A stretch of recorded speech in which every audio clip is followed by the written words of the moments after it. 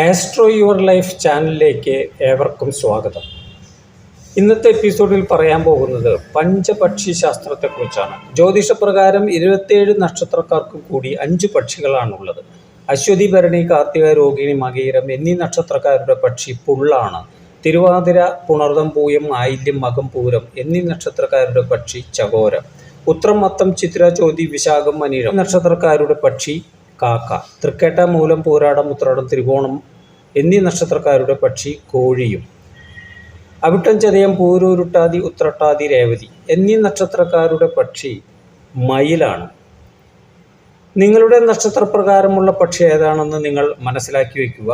ഇവിടെ കാണുന്ന 5 നമ്പറുകളിൽ മേൽപ്പറഞ്ഞ 5 പക്ഷികൾ ഒളിഞ്ഞിരിപ്പുണ്ട്. ഒരു നമ്പർ നിങ്ങൾ മനസ്സിൽ വിചാരിക്കുക. ഞാൻ ഓം എന്ന് ഉരുവിടുമ്പോൾ ഈ നമ്പറുകൾക്കുള്ളിൽ ഒളിഞ്ഞിരിക്കുന്ന പക്ഷികൾ പുറത്തു വരുന്നതാണ്. നിങ്ങൾ മനസ്സിൽ വിചാരിച്ച നമ്പറിന് കീഴെയുള്ള പക്ഷിയാണ് നിങ്ങൾക്ക് കിട്ടുന്നതെങ്കിൽ, നിങ്ങളുടെ നക്ഷത്രത്തിൻ്റെ പക്ഷി കൂടി ആണെങ്കിൽ അത്യുത്തമമായി കണക്കാക്കപ്പെടുന്നു. കൂടാതെ ഓരോ പക്ഷികളുടെ ഫലങ്ങളും ഞാനിവിടെ പറയുന്നതാണ്. ഇത് നിങ്ങളുടെ ജീവിതവുമായി വളരെയധികം ബന്ധപ്പെട്ട് കിടക്കുന്നു. ഇതിനകം നിങ്ങളൊരു നമ്പർ മനസ്സിൽ വിചാരിച്ച് കാണുമെന്ന് വിശ്വസിക്കുന്നു.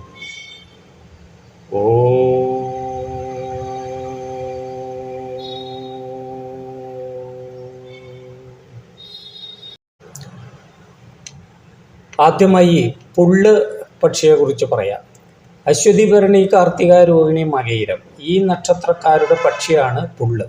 പുള്ള് പക്ഷിയെക്കുറിച്ച് പഴമക്കാർ പറയാറുണ്ട്, പുള്ള് കരഞ്ഞാൽ കുഞ്ഞിനെ സൂക്ഷിക്കണമെന്ന്. ഭഗവാൻ ശ്രീകൃഷ്ണനെ കൊല്ലാൻ വേണ്ടി കംസന്റെ ആജ്ഞയാൽ ഭഗൻ എന്ന അസുരൻ വരുന്നത് പുള്ളിൻ്റെ രൂപത്തിലാണ്. എന്നാൽ ഭഗവാനെ കൊല്ലാൻ ഭഗന് സാധിക്കുന്നില്ല. ഒരുപാട് പരീക്ഷണഘട്ടങ്ങളിലൂടെ കടന്നു വന്നവരാണ് നിങ്ങൾ. പക്ഷേ അവയെല്ലാം നിങ്ങൾ തരണം ചെയ്ത് മുന്നേറുകയുണ്ടായി.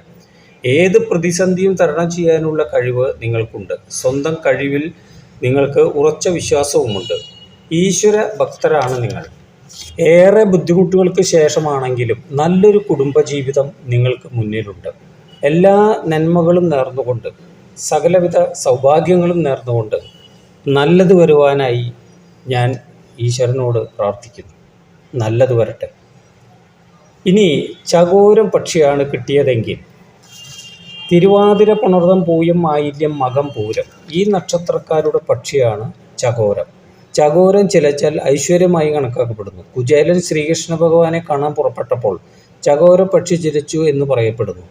ഐശ്വര്യപ്രദമായൊരു ജീവിതം നിങ്ങൾക്ക് മുന്നിലുണ്ട്. പക്ഷേ ആത്മാഭിമാനത്തിന് പ്രാധാന്യം കൊടുക്കുന്നതുകൊണ്ട് എങ്ങനെയും ഐശ്വര്യം അല്ലെങ്കിൽ സമ്പത്ത് ഉണ്ടാക്കാൻ നിങ്ങൾക്ക് താല്പര്യമില്ല.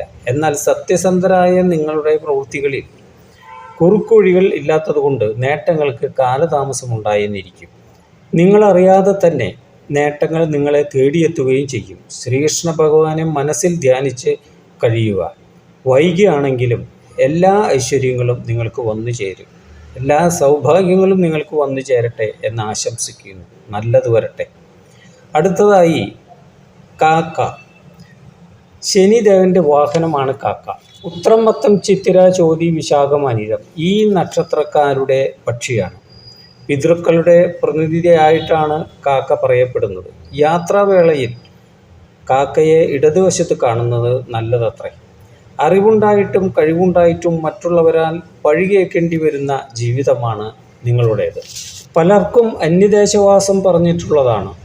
മഹാധനമായ വിദ്യ നിങ്ങളുടെ കൈവശമുണ്ട്. പക്ഷേ അതിനെ പണമാക്കി മാറ്റാനുള്ള വിദ്യ നിങ്ങൾക്കറിയില്ല. അതുകൊണ്ട് തന്നെ ലാഭത്തെക്കാളേറെ നഷ്ടങ്ങളായിരിക്കും നിങ്ങളുടെ ജീവിതത്തിൽ.